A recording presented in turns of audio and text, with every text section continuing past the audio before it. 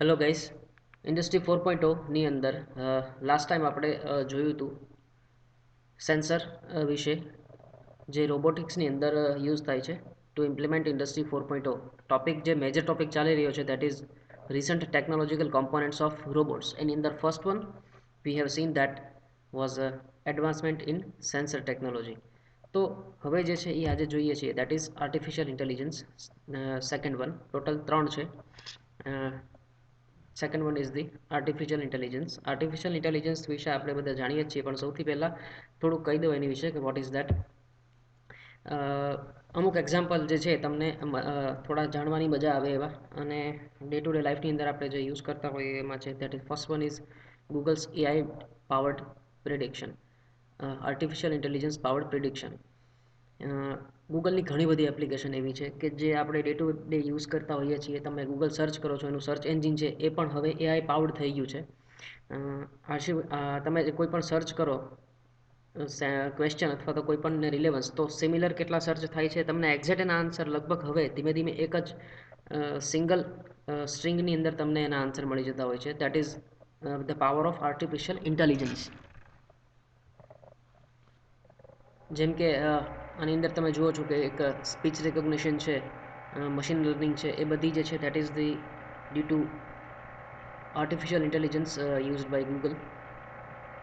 આજથી લગભગ 4 વર્ષ પહેલાં જ્યારે હું યાદ છે મને કે જ્યારે સ્પીક રિકોગ્નિશન જ્યારે કરતા હતા આપણે, ત્યારે એક્ઝેક્ટલી આપણા પ્રોનાઉન્સિએશન જે છે એ ઓબ્વિયસલી ફોરેનર્સ જેવા નહોતા. એટલા માટે જે છે એ Google was enable to capture exactly what we are trying to say. But હવે ગૂગલ જે છે એને ઇન્ડિયન ઇંગ્લિશ બી એની અંદર ઇન્ક્લુડ કરી દીધું છે, અને આપણે કોઈ પણ આપણા કોન્ટેક્ટની અંદર જે કોઈ પર્સન હોય છે એનું નામ બોલીએ છીએ તો બી એ રેકોગ્નાઇઝ કરી લે છે. તો that is due to artificial intelligence. Ride sharing તમને ખ્યાલ છે કે યુબર, ઓલા, એની અંદર જે રીતે યુટિલાઇઝ થાય છે રાઇડ શેરિંગની અંદર, જેમ કે તમે 3 અલગ અલગ લોકેશન ઉપર 3 અલગ અલગ પર્સનને શેરિંગની અંદર ટ્રાવેલ કરવું છે, સ્પેશિયલ ટેક્સી નથી કરવી, તો એની માટેનું અલ્ગોરિધમ જે છે એ આર્ટિફિશિયલ ઇન્ટેલિજન્સથી જે છે એ સોલ્વ થાય છે. ઓટો પાયલોટ જે છે again it is powered by artificial intelligence.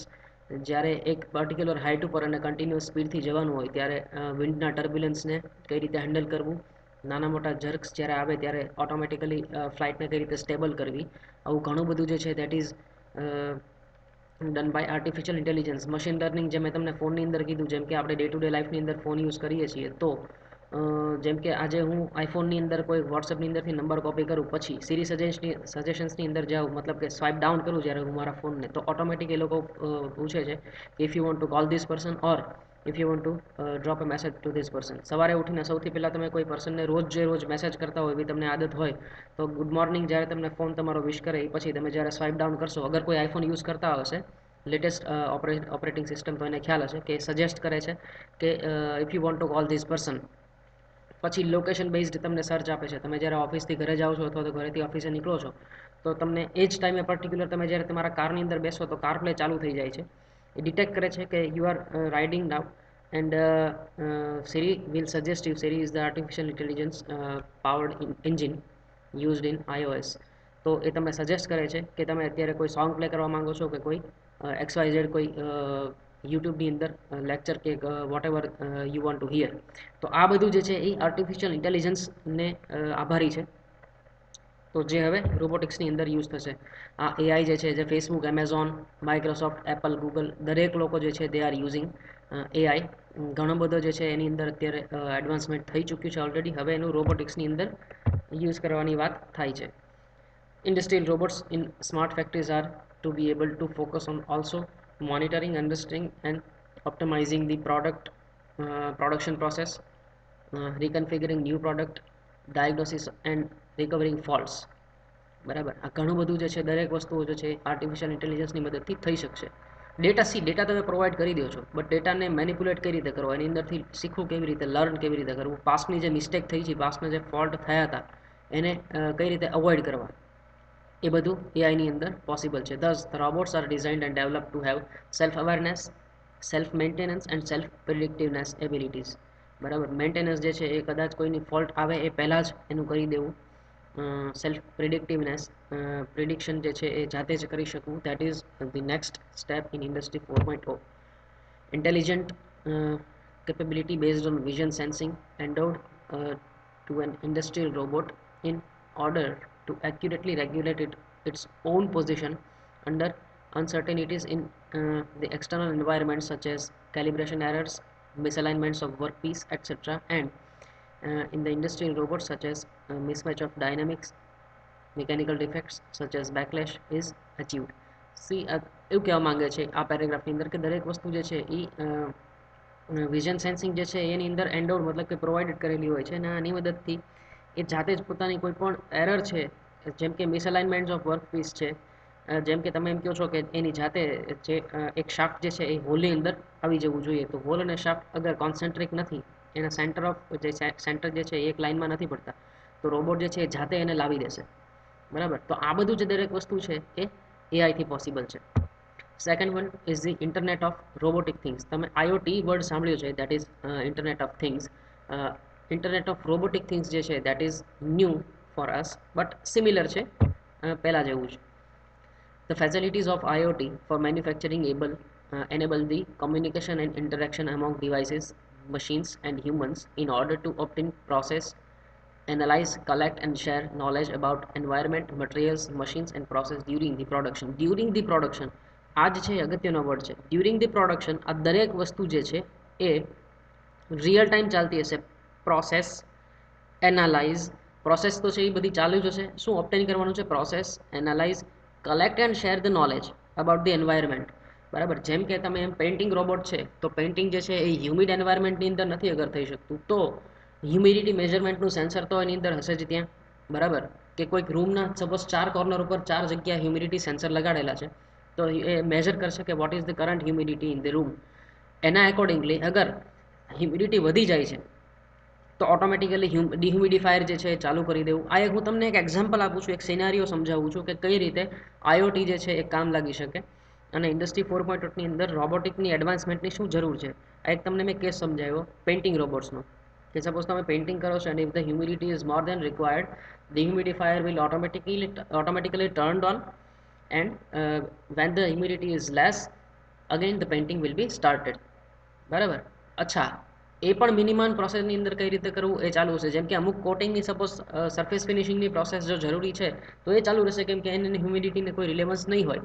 If not તો ઇટ વિલ બી કન્ટિન્યુડ અને પેઇન્ટિંગ જે છે એ પછી ચાલુ થશે. પછી તો સપોઝ એવું થઈ શકે કે પેઇન્ટિંગ રોબોટ છે એના યુટિલાઇઝેશન અગર મલ્ટિપલ રીતે થઈ શકતો હોય તો એ જ painting robot temporarily it will utilise for machine surface finishing, અને ત્યાર પછી દરેકે દરેક રોબોટ જે છે એ જેમ કે 5 રોબોટ જે છે તો એમાંથી 4 રોબોટ ત્યારે જે છે એ સરફેસ ફિનિશનું કામ કરશે, અને સરફેસ ફિનિશિંગ પતી જાય છે પછી 5 રોબોટ પેઇન્ટિંગનું કામ ચાલુ કરશે. એટલે ટોટલ જે છે તમારી સાયકલની અંદર બને એટલો ઓછો બ્રેક આવે.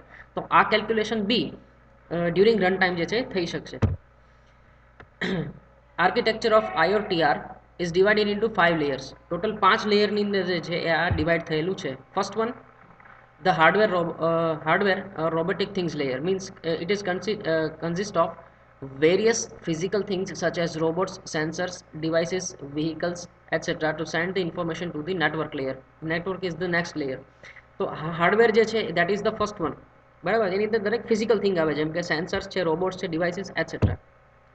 Network layer providing different kinds of networking options such as Wi-Fi, Bluetooth, broadband, global area network. તો આઈઓટીના બધા જે છે એ અલગ અલગ 5 લેયર છે, કે સૌથી પહેલા ફિઝિકલ લેયર આવ્યું હાર્ડવેર, પછી નેટવર્ક લેયર આવ્યું કે જે નેટવર્ક પ્રોવાઈડ કરે છે, લાઈક વાઈફાઈ, બ્લૂટૂથ, બ્રોડબેન્ડ. પછી જે છે દેટ ઇઝ ઇન્ટરનેટ લેયર, બરાબર, which has an important role to provide the whole communication, obvious thing છે. Infrastructure layer providing the framework including the approaches of IoT based robotics including big data, middleware and business process. Big data જે છે એ અગત્યની term છે. Big data મતલબ કે એક સાથે ઘણો બધો ડેટા તમારી પાસે અવેલેબલ છે પણ એ ડેટામાંથી બાયફર્ગેટ કરેલો નથી, તો એને સ્ટ્રક્ચરની અંદર લાવવો કરવું એ બધું પણ અગત્યનું છે. મિડલવેર મતલબ કે એક કોમન એપ્લિકેશન કે જે બે અલગ અલગ ઓપરેટિંગ સિસ્ટમ સાથે મેચ કરી શકે. ઘણા બધા વર્ડ્સ છે, દરેકે દરેક હું સમજાવી નહીં શકું તમને. ક્યુરિયોસિટી તમને હોય તો તમે વાંચી શકો છો. ઘણી બધી જગ્યાએ જે છે એ અવેલેબલ છે, ઇન્ટરનેટ ઉપર દરેક વસ્તુ આજકાલ અવેલેબલ હોય છે. મિડલવેર મતલબ કે જેમ કે એક એક્ઝામ્પલ તમને હું કઈ રીતે આપી શકું, જેમ કે સપોઝ તમે વોટ્સએપ ઉપરથી મેસેજ કરો છો અને તમે એવું ઈચ્છો છો કે એ એમએસએન મેસેન્જર ઉપર અથવા તો ફેસબુક મેસેન્જર ઉપર જે છે એ પહોંચે, તો that is kind of an example of middleware like things, બરાબર. એકચ્યુઅલી એવું હોતું નથી. જેમ કે બે અલગ અલગ કંપનીના રોબોટ્સ છે, તો એની વચ્ચે એક કંઈક કોમન એપ્લિકેશન હશે કે જે બંને એકબીજાના ડેટાને ઇન્ટરપ્રિટ કરી શકે, ધેટ ઇઝ મિડલવેર, બરાબર. And the application layer obvious છે કે એપ્લિકેશન તો એની અંદર હોવી જ જોઈએ, તો last one is the application layer. તો આ દરેક વસ્તુનો કમ્બાઇન કરીને એક એની પ્રોપર એપ્લિકેશન જનરેટ થાય. And fourth one is cloud robotics. And the last topic of today, in smart factories, gathering data along the industrial tasks, analysis of big data to extract meaningful information, transferring the data to another robot in a different smart factory working on a similar task with the similar sensor are the important challenges of cloud computing and networking. Cloud computing is difficult. It is not as easy as it seems. See, સૌથી પહેલા તો smart ફેક્ટરીમાંથી data તમારે collect કરાવવાનો છે, call કરાવવાનો છે, બરાબર, along the industrial task. Analysis of big data, આ બહુ ઇમ્પોર્ટન્ટ ટર્મ છે. ડેટા એનાલિસ્ટનું બહુ આજકાલ ડિમાન્ડ વધી છે અને ફ્યુચર બી છે ડેટા એનાલિસ્ટ જે કોઈ સોફ્ટ બ્રાન્ચની અંદર છે એનું. ડેટા એનાલિસિસ, જેમ મેં હમણાં જેમ તમને કીધું એમ કે ડેટા જે છે એ અવેલેબલ છે, બટ એ એવા ફોર્મમાં છે, એક સાથે ક્લમ્ઝી ડેટા, ઘણો બધો ડેટા છે અને ફ્લડ ઓફ ડેટા જેમાં જેને કહી શકો, પણ એમાંથી તમારા કામનો ડેટા કયો છે? જેમ કે temperature sensor, humidity sensor, pressure sensor, force sensor, આ બધા ઘણા બધા આવે, તો તમારે કયો કામ છે? જેમ કે એક રોબોટની અંદર 10માંથી 7 સેન્સર છે અને એકની અંદર 11 સેન્સર છે, તો એ કયા 7 સેન્સર જે છે એને બાયફર્ગેટ કરીને બે રોબોટ વચ્ચે કોમ્યુનિકેશન હું કરાવી શકું, બરાબર. તો ધેટ ઇઝ ચેલેન્જિંગ ટાસ્ક, બરાબર. એને એક્સટ્રેક્ટ કરીને એમાંથી મિનિંગફુલ ઇન્ફોર્મેશન કાઢવી, that is also difficult. Transferring the data to another robot in different smart factory, that is also challenging, બરાબર. એને ટ્રાન્સફર કરવા ક્લાઉડ થ્રુ બીજી સ્માર્ટ ફેક્ટરીની અંદર, બરાબર, એને કોઈ એક પર્ટિક્યુલર ટાસ્ક પરફોર્મ કરાવવું. Working on similar task with the similar sensors, જે સેન્સર કોમન છે, કે સપોઝ એક રોબોટની અંદર 11 સેન્સર છે, એકની અંદર 7 સેન્સર છે, તો એમાંથી કોમન સેન્સર સપોઝ 5 જ નીકળ્યા, તો એ 5 સેન્સર જે છે એમાંથી આપણે કોઈ મિનિંગફુલ વર્ક કરાવી શકીએ એમ છીએ, right. That kind of work is challenging. Furthermore, an autonomous robot requires the knowledge to perform its operations or for its abilities such as self-assessment, self-configuration, self-maintenance. આ ત્રણ વર્ડ તમારે આ થિયરીની અંદર, આ સબ્જેક્ટની અંદર યાદ રાખી લેવાના, કેમ કે આ સેલ્ફ અસેસમેન્ટ, સેલ્ફ કન્ફિગ્યુરેશન અને સેલ્ફ મેન્ટેનન્સ જે છે એ વારંવાર રિપીટ થશે તમારે, કેમ કે that is the main motto of industry 4.0 in order to achieve the task and to improve the production quality. Production ક્વોલિટીને ઇમ્પ્રૂવ કરવા માટે આ બધું જે છે that is important. However, the knowledge obtained from its sensors and consequently experiences required for these abilities is not sufficient in the smart factory concept. ખાલી એટલો data જે છે that is not sufficient. Therefore, the intelligence of the robot is supported by the technologies of big data and cloud computing, which enable the robots accessing the knowledge from database. બરાબર. તો cloud જે છે એનું કામ શું છે કે data જે છે એને સૌથી પહેલાં તો સ્ટ્રક્ચરની અંદર બાયફર્ગેટ કરવા, એકબીજા સાથે રોબોટ્સ અથવા તો સ્માર્ટ ફેક્ટરીઝને કોન્ટેક્ટ કરી શકે એ માટેનું ડેટાનું એનાલિસિસ કરવું, બરાબર. અને ક્લાઉડ કમ્પ્યુટિંગ જે છે, જેમ કે તમે સપોઝ ગૂગલની અંદર સર્ચ કરશો તમે કે 3500 millimetres equal to how much feet, તો એ તમને ડાયરેક્ટ આન્સર જ આપશે, બરાબર. તો એ ક્લાઉડ કમ્પ્યુટિંગ જે છે વિચ ઇઝ રિસ્પોન્સિબલ, તો એ પહેલાં તો ફીટ અને મિલીમીટરને એની અંદર બે વર્ડ આવે છે, એની સ્ટ્રિંગ બનાવશે, એ બે વર્ડમાંથી કન્વર્ઝન કરશે, તો કન્વર્ઝન ક્યાંથી કરશે, તો એના ક્લાઉડની અંદર એક સ્ટોરેજ હશે કે 1 મિલીમીટર બરાબર કેટલા ફીટ, બરાબર. તો this is all this thing કે હવે રોબોટિક્સની અંદર ઇમ્પ્લિમેન્ટ થવા જઈ રહી છે. ફાઇન ગાઈઝ, સો આજે આપણે આટલું રાખીએ છીએ. વાંચતા રહેજો, રીડિંગ છે કન્ટિન્યુઅસ રાખજો, મજા આવે એવો સબ્જેક્ટ છે, ઘણું બધું લેન્ધી છે, બધું વસ્તુ કવર નથી થતી, કોઈ ટર્મ ના સમજાતી હોય તો ગૂગલ જે છે એ કરવાની જે છે એવું તમને સલાહ આપું છું, કેમ કે ઘણું બધું નવું જાણવાનું છે આની અંદર. સો fine, keep reading, bye bye.